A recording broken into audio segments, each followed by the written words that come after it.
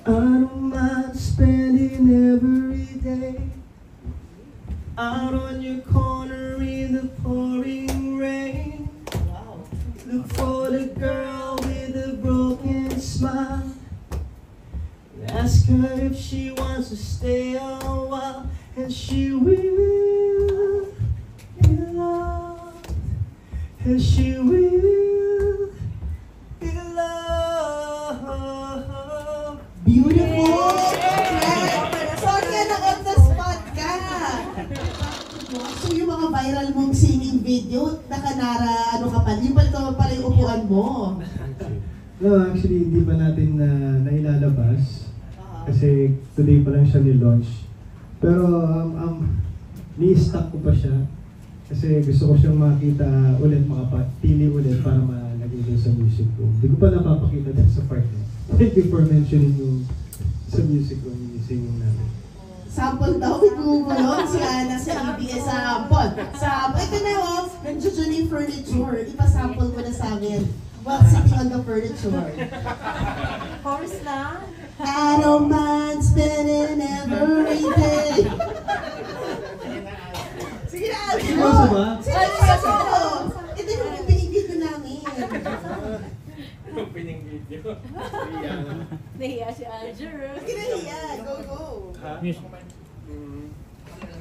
lang, lines. Bigla naman ako. Yay!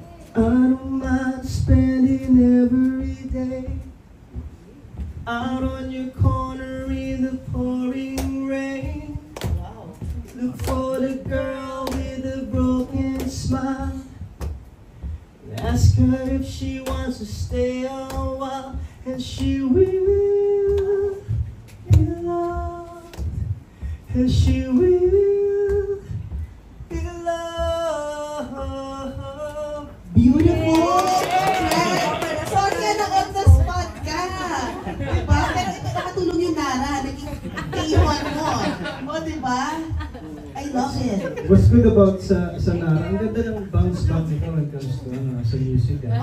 Yung sound ng wood, yung sa echo niya, yung ang tawag ito, acoustic sound na ano. So abangan niyo sa music of yung magiging tema. Wait, so there's more pagdating sa music mo?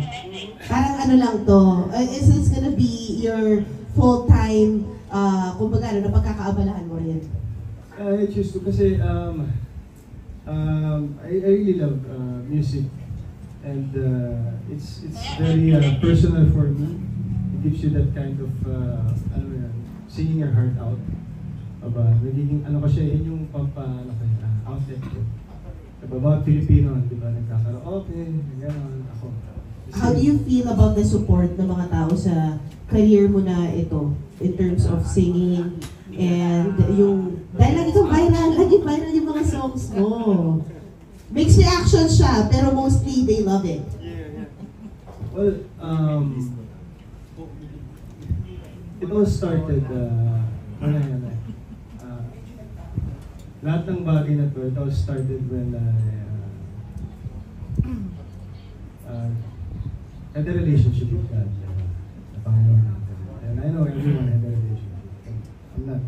Gusto kong sabihin na sa buhay ko, nung nagkaroon ako ng relasyon sa Kanya, pananampalataya, at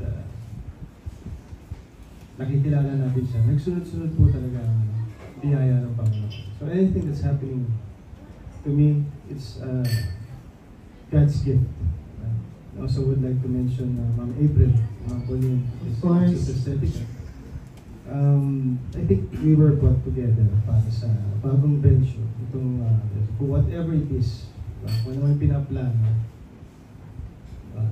bring it on. Bring it on, and I'm grateful for it. So lahat ng blessings na yan, so it basically came from Him. Napakalaki